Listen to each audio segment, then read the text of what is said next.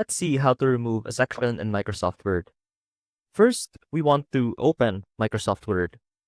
Now, for example, we want to create sections for this document. So to do that, let's go over to the Layout tab, click on Breaks, and then click Next Page on the section breaks.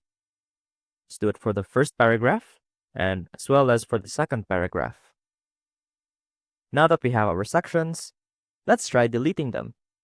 As you can see, if I only click backspace, it won't delete the section. Rather, it won't go back to the previous page. So to entirely delete this section, what we want to do is go over to the Home tab and then click on this icon that will show all the non-printing characters, including the breaks that you have in your document. So to remove a section break, we want to click the end of the text just right before the section break begins, and then click delete on the keyboard. That should remove the section break. Let's do the same thing for this one.